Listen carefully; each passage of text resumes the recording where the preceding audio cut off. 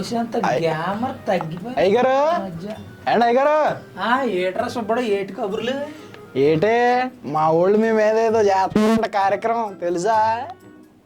మీ వాళ్ళు ఏనాడు చేయకున్నారు ఏంటి? చేయకపోతే ఆచారం, చేస్తే ఆచారం ఉంది ఏంటి? అట్ట కాదు, మీరు జనాలకు ఎన్నుపోటు పొడిచే సంవత్సరం అయిందిగా, దానికి గుర్తుగానే మా జగనన్న మీకు ఎన్నుపోటు తినమని పెట్టాడు తెలుసా? జనాలకి ఎన్నుపోటు పొడిచి సంవత్సరం అయిందా మేము? మరి అబద్ధాలు చెప్పి కుర్చీ ఎక్కారు కదా. అసలు జనాలు వాళ్ళ కాళ్ళు ఎన్నుపోటు పొడిచిన కత్తిని బయటికి లాగి ఏళ్ళకి సంవత్సరం. ఇదిగో మీరు పిచ్చి పిచ్చికి మాట్లాడొద్దు. అంటే అడి తిరిగి మా జగనన్న ఎన్నుపోటు అంటారేంటి? మీరు ఎన్నుపోటు అండి. మీరు అబద్ధాలు చెప్పి కనీసం ఒక్కటన్నా నెరవేర్చారండి పథకాలు? ఏది సూపర్ 6 అని ఏదో ఇచ్చారు, మీరు నెరవేర్చారా? సూపర్ 6 సార్లే పథకాలు ఉండుకోరా బాబు. సూపర్ 6 పథకాలు మన ఆంధ్ర రాష్ట్రం దగ్గర బడ్జెట్ లేకపోయినా సూపర్ 6 పథకాలు ఒక్కొక్కటి నెరవేరుతున్నారు తెలుసా నీకు? అబ్బా ఏది నెరవేర్చారండి? పెన్షన్ ఎక్కగాని పెన్షన్ ఒక మాట వల్ల మన మాట రాసు. ఇప్పుడు నేనున్నా సరే, నాకంటే పెన్షన్ రాదు. మన ఊర్లో ప్రజానీకం ఎంతమంది లేరు? ముసలోళ్ళు, అంగవైకల్యం ఉన్న వాళ్ళు ఎంతమంది లేరు? పాపం వాళ్ళందరికి పెన్షన్ ఇస్తారని మీరు 5 సంవత్సరాలు 10 రూపాయలు కాదురా పెంచింది, 250 లెక్క. మేము పెంచాలండి, కానీ పెంచాంగా మేము. ఏంటి మీరు ఏదో ఎంత చేస్తామన్నది 3 ఏళ్ళ చేసారా? 2000 ఉన్న పెన్షన్ నెలకు 250 లెక్క, 5 సంవత్సరాలకు 1000 రూపాయలు పెంచారు మీరు. 3000 చేశారు మీరు. చేసాం. అదే మా బాబు గారు ఎక్కగానే 1000 రూపాయలు పెంచి 4000 ఇచ్చాడు. పెంచారులేండి. అప్పుడు దాకా మేము ఫ్యాక్టరీలు తెచ్చి రూపాయి సృష్టించాం కాబట్టి ఆంధ్రప్రదేశ్లో మీరు పంచగలిగారు. అదంతా జనాల డబ్బు, అంటే మేము కూడబెట్టిన డబ్బు. ఏదన్నా మాట మాట్లాడితే ఎవరంతా ఎవరు ఉండాలా? మీరు కంపెనీలు తెచ్చారంట. తెచ్చాం మరి. లూలు మాల్ అధినేత వెళ్ళిపోయి మా అప్పబో మీ రాష్ట్రానికి రామయ్యా, మా కంపెనీలు పెట్టమయ్యా, మేము మీకు దండం పెడతామా అని వెళ్ళిపోతే మొన్న బాబు గారు ఎక్కాక బతినాడు. ఏమండే లూలు మాల్ అధినేత గారు రండి, మీరు మా రాష్ట్రంలో కంపెనీ పెట్టండి సార్. పోయింది సార్, ఏదో జరిగిపోయింది, జగన్మోహన్ రెడ్డి గారు హయాంలో జరిగిందని బతినాడు. మళ్ళీ తీసుకొచ్చి లూలు మాల్ అధినేతతో మళ్ళీ ఏడ పెట్టుబడులు పెట్టిస్తాను. ఈ మాట జనాలకు పెట్టించారులేండి. ఇదిగో మా రోజా మేడం అని అడగండి, ఎన్ని చెప్పుద్దో. ఏ మేడం రోడ్లు వేసారని చెప్పుద్ది. ఇగో మీరు పిచ్చి పిచ్చి రియాక్షన్లు ఇవ్వద్దు, అర్థమైందా? ఏంటి మా వాళ్ళు తేలేదా ఏంటి? ఇగో మీరు కోటా శ్రీనివాసరావు గారిలా నవ్వద్దు, అర్థమైందా? కంపెనీలు అవుతారేంటండి? ఏంటే ఏ వరుస మీకు తెలుసుగా. మన జగనన్న తెచ్చాడా లేదా కంపెనీలు? రోడ్లు వేసాడు, జనాలను అభివృద్ధి పదవులో నడిపించాడు, ఉద్యోగాలు ఇచ్చాడు, వాలంటరీ ఉద్యోగాలు ఇచ్చాడు, సచివాలయం ఉద్యోగాలు ఇచ్చాడు. ఇంకేంటండి మీకు? మళ్ళీ యువతకి డిగ్రీలు అయిపోయిన వాళ్ళకి, పీజీలు అయిపోయిన వాళ్ళకి అదేదో ఫిష్ మార్కులు పెట్టించాడు. ఎవడంటే చేసింది?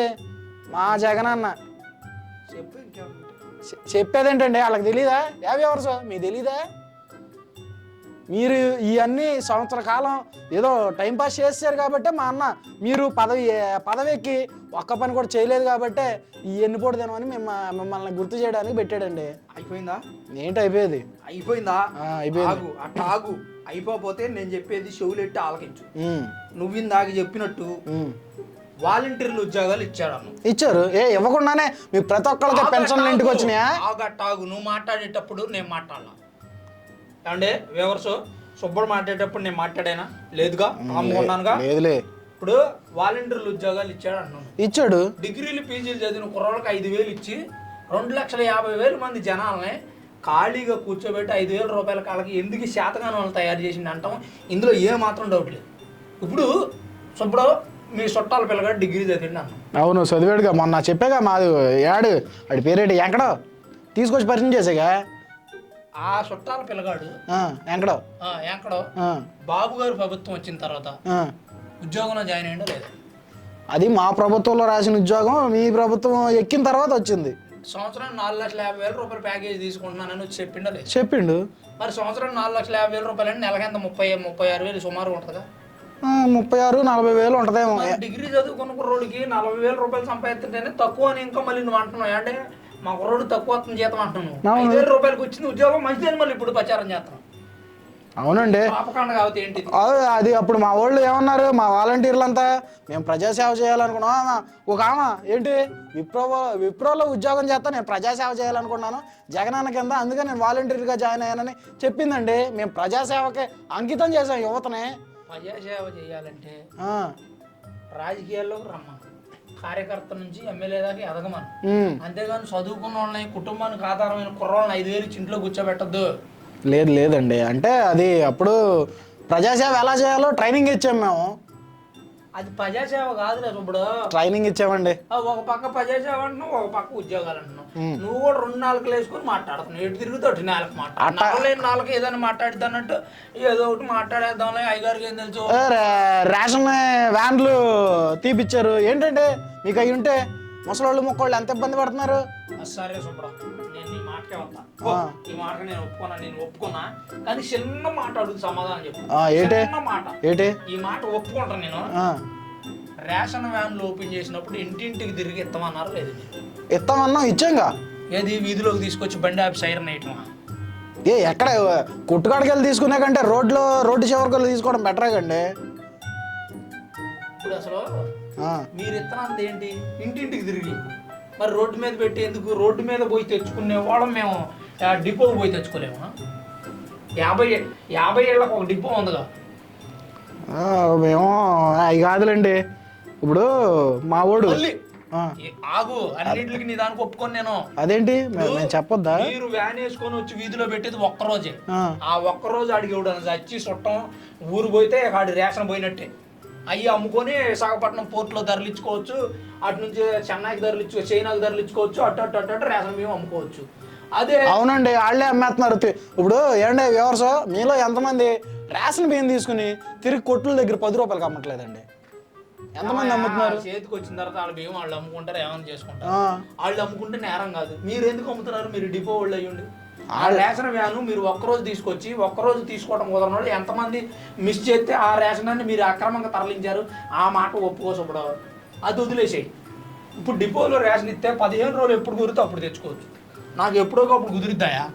నేను నా ఇది నచ్చినప్పుడు తెచ్చుకుంటాను. నా బియ్యం మీరట్ట అమ్ముకుంటారు అని అడుగుతున్నారు ప్రజానేకం. సమాధానం చెప్పాలకే. సరే దీని గురించి వదిలేండి. అవును ఏంటండి మా అన్న జగనన్న ఇప్పుడు ఎన్నుపోటు తినమని ఈ రేషన్ వ్యాన్లు ఎట్టాకు తొలగిచ్చారుగా అని చెప్పేసి పెట్టాడండి. వాటికి బ్యానర్లు వేసాం ఎన్నుపోటు తినమని. దాన్ని పెద్ద రచ్చ చేస్తారేంటండి మీరు? ఏమూరులో రేషన్ వ్యాన్లు ఉన్నాయి, అది గవర్నమెంట్ సొమ్ము. అంటే ఏంటి? ప్రజాధనంతో సమకూరినటువంటి సొమ్ము. దాన్ని మీరు ప్రభుత్వం మీద ప్రాపకాండ చేయడానికి బ్యానర్లు వేసుకొని ఎన్నుపోడుతున్నామని మీరు రేషన్ వ్యాన్లకు బ్యానర్లు కడతారు. ఇప్పుడు ఒకప్పుడు అధికారంలో ఉన్నప్పుడు మా జగనన్న ఏం చేశాడు? మా వైసీపీ వాళ్ళకి వ్యాన్లు ఇచ్చాడు. ఇప్పుడు మా వైసీపీ వాళ్ళే మీ మీద యాంటీగా వాటికి బ్యానర్లు అతికించుకుని తిరుగుతున్నారు. వైసీపీ వాళ్ళకి వ్యాన్లు ఇవ్వటం కాదు, మీ వైసీపీ వాళ్ళు తేటం కాదు. అండ్ వ్యవర్స్ ప్రజాధనంతో జగన్మోహన్ రెడ్డి గారు అప్పుడు ముఖ్యమంత్రి కాబట్టి ప్రజాధనంతో కొన్నారు. ప్రజలకు అప్పచెప్పాలయ్యి. అది మీరెట పర్సనల్ వాడుకుంటారు. మీరు అపోజిషన్ లో ఉన్నారు. ఇప్పుడు మేము అపోజిషన్ లో ఉన్నా. నేను మహా కోపదార మనిషిని నీకు తెలుసు. నేను చాలా మంచిగా మాట్లాడుతున్నాను. మనిషిని అయినా కానీ ఎందుకంటే సౌమ్యంగా మాట్లాడుతున్నా. మీరు సౌమ్యుడు అని చెప్పిన వాళ్ళు అందరూ ఎట్ట మాట్లాడుతున్నారు అది కూడా చెప్పు. మా వాళ్ళు చాలా మంచోళ్ళు అండి. మా వాళ్ళు సౌమ్యులు, బుద్ధిమంతులు, వినమ్రత గలవాళ్ళు. ఏంటే వ్యవసాయ చాలా బాగా తెలుసు.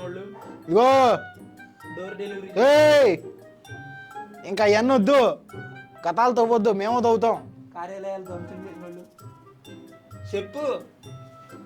ఏంటే ఏదో పని చేస్తున్నాను కదా అని మా అన్నను ఏది పడుతుంది అంటే ఊరుకునేది లేదు. అరే బాగా కష్టపడే మా బొత్స సత్యనారాయణ గారికి పాపం హార్ట్ అటాక్ వచ్చిందంటే విజయనగరంలో. సత్యనారాయణ గారు నెంబర్ 1 మనిషి. ఆయన అపోజిషన్లో ఉన్నా అధికారంలో ఉన్నా ఎప్పుడు అపోజిషన్ వాళ్ళని కూడా ఒక మాట అని ఎరగడం. మా జగన్ అన్న అంటాడా? ఇక దాని గురించి నేను చెప్పేది ఏమో. మా జగన్ అన్న అంటాడా? మా రోజమ్మ అంటాడా? మా నాని అన్న అంటాడా? మా పేరుని నాని అన్న అంటాడా? లేకపోతే మా అనిల్ కుమార్ యాదవ్ అంటాడా? అసలు ఎవడన్నా నోరు జారారా? ఎవరు అనరు పిచ్చి పిచ్చిగా మాట్లాడొద్దు. మా వాళ్ళంతా మంచోళ్ళని మా జగన్ అన్న ప్రజాముఖంగా అందరిని పరిచయం చేశాడాయా. ఈ నియోజకవర్గానికి ఈ ఎమ్మెల్యే, ఈ నియోజకవర్గానికి ఈ ఎమ్మెల్యే అని. అట్లాంటి సౌమ్యుల్ని మంచోళ్ళని నువ్వు అంటావా? ఊరుకునేది లేదో. చెప్పాను నేను. వైసీపీ నుంచి టీడీపీకి వచ్చి కొంతమంది ఎమ్మెల్యేలు వాళ్ళు అనలేదు. వాళ్ళు మా అన్నకు వెన్నుపోటు పోసారు. అలాంటి వాళ్ళ కోసమే ఈరోజు ఎన్నుపోటు తినాం. రాజకీయం తెలుసు వాళ్ళకి. రాజకీయం అంటే ప్రజాసేవ చేయటం అనే విషయాన్ని మర్చిపోయారు మీరు. ఇదిగో మేము చేసింది ప్రజాసేవే. సంవత్సరం ఎవడండి వేసింది?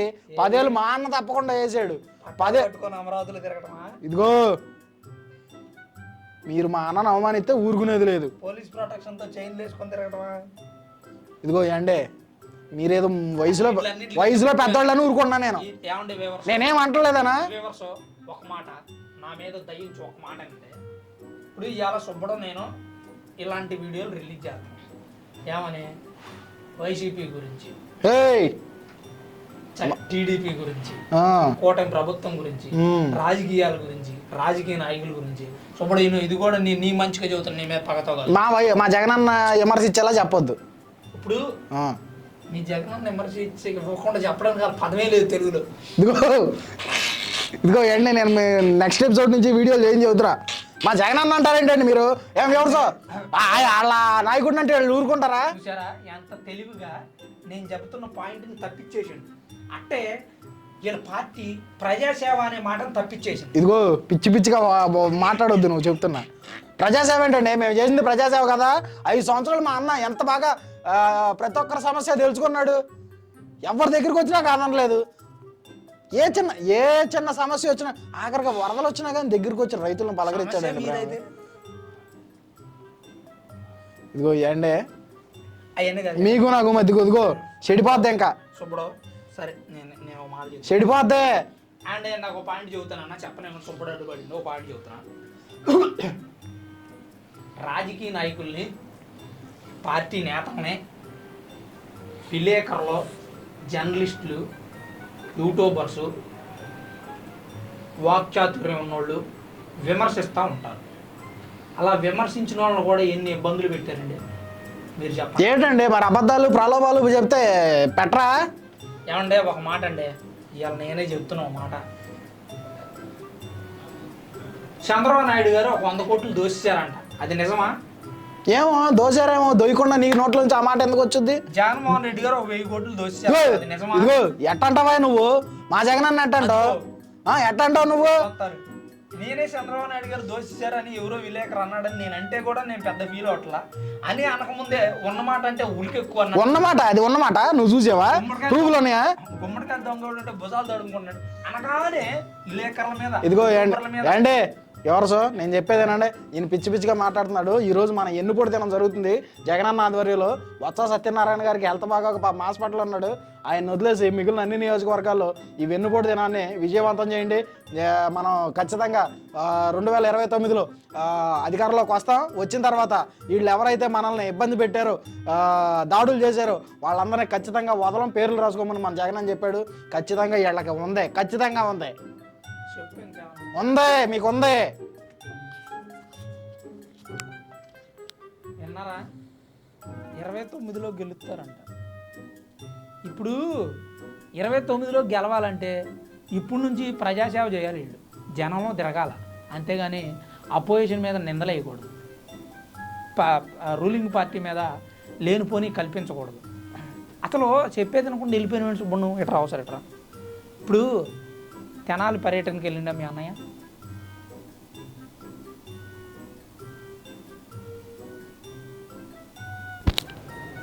వెళ్ళిండు. వెళ్తే ఏంటి ఇప్పుడు? ఏంటంటే మీరు మా అన్నంటే ఊరుకునే నేను వెళ్ళిపోతాను. నువ్వు చెప్పినవన్నీ నేను తెనాలి పర్యటనకి వెళ్ళిండు. వాళ్ళ ముగ్గురిని పరామర్శిస్తా అన్నాడు. అవును పాప అమాయకులు పసిపిల్లలు చేసుకుంటే ఊరుకుంటారా ఏంటి? ఇది ఎట్టుందంటే సౌమ్యుడు మంచివాడు అని చెప్పినట్టే ఉంది నేను చెప్పేది. ఇదిగో మీరు మళ్ళీ మా అమ్మ ట్రోలింగ్ చేస్తున్నారు. మా అన్న మంచిగా చెప్పిండు. ట్రోలింగ్ అంటే ఏంటో కూడా తెలియదు నాకు. ట్రోలింగ్ చేస్తున్నా అంటున్నాడు. సరే నేను చెప్పేది వెళ్తే మీరు వెళ్ళింది పరామర్శించడానికి అన్నారుగా. అవును. మరి తెనాలి ప్రజలు ఏంటి మిమ్మల్ని తరిమి కొట్టారని చెప్పుకుంటున్నారు బయట. ఇదిగో వాళ్ళు మీ వాళ్ళు అండి, వాళ్ళంతా మీ కూటమి ప్రభుత్వం. ఏంటి తెనాలి కాన్స్టిట్యూన్సీ మొత్తం మా వాళ్ళేనా? మీ వాళ్ళు లేరా? అవును, నాదెండ్ల మనోహర్ మీ ఊడేగా. మొత్తం జనాల్ని అన్ని చోట్ల కార్యకర్తలు తీసుకొచ్చి ఆ ఊర్లో పెట్టాడు. మీ నాదెండ్ల మనోహర్ గారు మా ఎమ్మెల్యేలే, కానీ 100% ఓట్లతో ఆయన గెలవలేదుగా. ఓ 40% ఓట్లైనా మీ పార్టీ వాళ్ళు ఉంటారుగా, మరి వాళ్ళు లేరు. కాదండి, వాళ్ళందరినీ మా వాళ్ళందరినీ మీరు ఆపేసి పోలీసులు ఆపించేసి అధికారంలో ఉన్న మీరుగా, అందుకని అన్ని చోట్ల కార్యకర్తలు తీసుకొచ్చి పూర్తిగా ఆ ఊరు మొత్తం మీ కార్యకర్తలతోనే నింపేశారు. అందుకే మా జగనన్న మీద దాడి జరిగింది. దీన్ని మేము ఖచ్చితంగా ఖండిస్తున్నాం. ఏదో రోజు ఖచ్చితంగా 2029లో ఈ పగ మేము తీర్చుకుంటాం జగనన్న సాక్షిగా. ఇప్పుడు నాకు హెల్త్ బాగోలేదు కానీ నిజంగా పరామర్శించడానికి వెళ్తే జనాలంతా బ్రహ్మరథం పట్టాలిగా సుబ్బడు.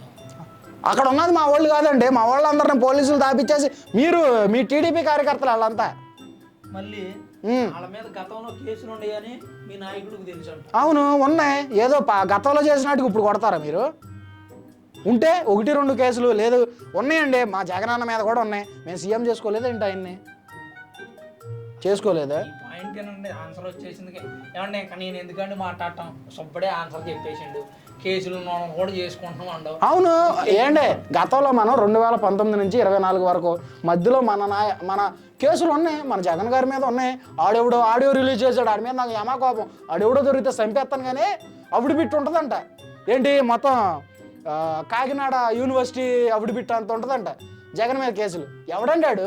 అవును ఉంటాయి, మంచి చేసేవాడి మీద 1,00,000 ఉంటాయి. వాళ్ళని అంటారండి మీరు? మంచి చేసేవాళ్ళు కాదు సుబ్బడు, మంచిని ఆపేవాళ్ళు అని చెప్తే ఇదిగో అగో మాట్లాడితే మీకు నాకు మధ్యలో బోల్డ్ అని పెద్ద గొడవ అయిపోద్ది చెబుతున్నా.